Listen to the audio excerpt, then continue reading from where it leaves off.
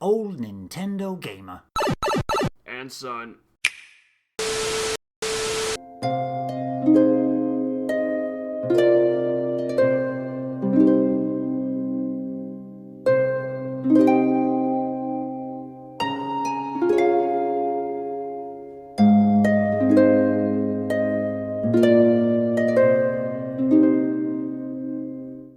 Nick, I think this is going to be a quick one this week for recent games. Am I up first then? Yeah? Go on, get us started. Okay. Since before Christmas, I've not really been playing very much at all. I don't know why. I've been quite busy. Not with work, just with other little things, I think. And generally, like, watching films instead of playing games as well. I've been watching a lot of films. As I wrote in the gaming diary thread at the end of the year that I didn't quite finish as many games as I wanted to finish. And I held off on completing Doom 2016 on PC, Luigi's Mansion, original Halo, and another game as well. I can't remember which one. And I'm going to finish them all this year just to give myself a little boost for 2021. But for some reason, I got it into my head at the end of last week before the new year that I wanted to play a Final Fantasy game. And I'd never played Final Fantasy IX before. I bought it ages ago on Switch when it was on sale on the eShop. So I started it, and it's been wonderful so far. I've put in 16 hours, I think, so far. So I posted on the forum when I was about 8 hours in. And right from the get-go, from the beginning, the story is really interesting. You arrive in Alexandria with like a group of other sort of actors. You're in like a sort of a touring acting group, I guess you could say. But they have like another goal to kidnap the princess. I can't even remember why now. But the whole sort of first hour is sort of the play. And like, you know, you watch the play and the princess like manages to get involved in the play accidentally.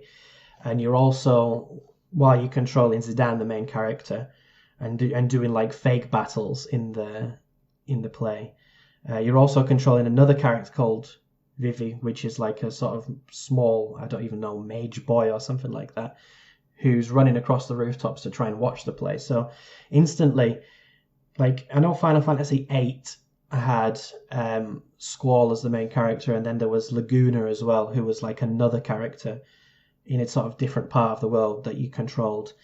I haven't finished 8, and I think they were connected via dreams or something like that. I can't really remember, so someone can correct me on that later. But anyway, in 9, you take control of a lot of different characters, and sort of, you know, you can play it sort of 40 minutes as Zidane and whoever he's with, make a bit of progress, and then you'll play another section with different characters and progress there. So the story sort of is told in sort of 2 or 3 different narratives, which are all obviously connected.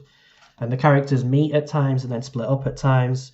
So it's not something I don't remember really seeing in a Final Fantasy game, but it really helps to keep the story engaging. And I think, without a doubt, compared to what I've played of 7 and 8, I think this has a really strong story. Obviously, because I've not finished 7 and 8 before, the story obviously is not quite good enough to keep me intrigued. But this one, I think I must be on near the end of this too. If it was actually on the disc, that's where I'd be right now. So definitely the furthest I've ever got in a Final Fantasy game, PS1 Final Fantasy game. But yeah, the story definitely is a strong point. The world is nice.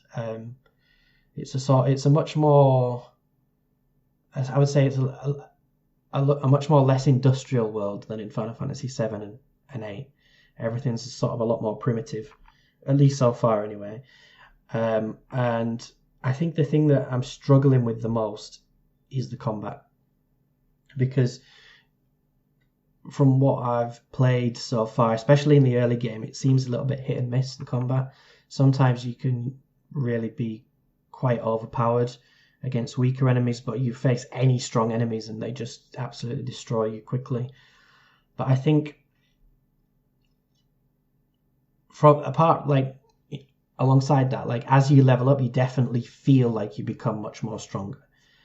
HP expands like rapidly. as you level up. So, like, for example, Vivi had like something like 130 hit points at the beginning of the game, and now he's all the way up at 400. Zidane's already at 700. So even though the enemies are doing more damage, it feels like you can take more damage. And the way the combat system works is you have to attach items of clothing or items to them, and those items contain skills which each character learns after some time, and then you can obviously use them in battle. So you actually start off the game with just a sort of basic attack and maybe one or two magic attacks, but nothing really much. So it's quite hard to sort of balance everything. And as you get stronger, you obviously, like Vivi was extremely weak in the beginning of the game, but now he's like one of my main characters because he's got strong attacks like fire and stuff like that, but he's also got other stuff like slow, and he can put enemies to sleep as well, so it's more of a tactical character. So the battle system is opening up for me, and there are still some battles which are tricky, but it's generally much easier than it was because my team, I've got a healer, I've got someone who can attack, and I've got someone who can do sort of status damage and stuff like that. But still, like, one of the frustrating things I think with this game, and I know Jonas has played through it, so maybe he'll have something to say about this as well, but what I've definitely noticed in this Final Fantasy compared to other ones is that the battles just don't let up. Like, okay, random battling, you expect it when you're out in the open world. Every sort of 15-20 seconds you'll get a battle. You can run away if you want to, or you can fight. But in the story in this game, it seems like every single time you turn a corner, there is another major battle. It's just like there's no respite whatsoever. I'm wanting to explore places, or I'm wanting a little break or a little rest, and there's just another enemy coming. And it's not one that you can run away from. It's one that you have to fight. And to be honest, at times it's been a little bit frustrating because I just want the story to progress, or I just want to move forward to the next place. And I'm constantly having to fight something or somebody, which is, is connected to the story, but it just makes it feel like it's progressing too slowly. And I don't want to do another battle and another battle. Luckily, you usually get your health back at these sort of big battles. So you're not starting with sort of 2 characters dead and 1 character with 25 HP or something like that. But it's felt like it slowed down progress a little bit at times, which has been a little bit annoying and has made me a little bit reluctant actually to play. Like, I'll play for an hour and then I'll be like, oh, I can't be bothered with more battles, so I'll just put it away for a while. But overall, definitely the most progress I've made in such a short amount of time in a Final Fantasy game. I must have played the intro to 7 10 or 11 times, and I've never really got that far. Same with 8. I've got to this 2 on 8 a couple of times, but I always sort of give up or just play something else after about 10 hours. So I've really tried to push through with this one, and I want to push through. I've had a look and seen that it's about 30 to 35 hours to finish the story. So I'm halfway through it now. So I'm definitely going to do that. And I really am enjoying it. Like, I think the battle system is intriguing. It's not the best that I've ever played in an RPG, but it does feel quite unique. And there is quite a lot of stuff you can do, and I do want to see how the characters can sort of develop and change, and what sort of new attacks they can get as well. So, music, graphics, story, battle system, all very, very solid. In some areas, excellent. So I'm really glad that I decided to play this, and I'll try and push through right to the end. And finally, I'll finish a Final Fantasy game. Yay. Do the Final Fantasy games run well on Switch? Yeah, actually that's a good point. There's quite a few options as well with this one. So 8 is Final Fantasy remastered, which means they've touched up the graphics a little bit, and there's a lot of sort of little additional options. But this also, if you pause using minus, you can avoid random battles. You can give yourself 9,999 HP, so you basically don't die. You can triple the speed of the game. Yeah, so if you're watching cutscenes, or if you're running through the field, whatever, you can speed up that.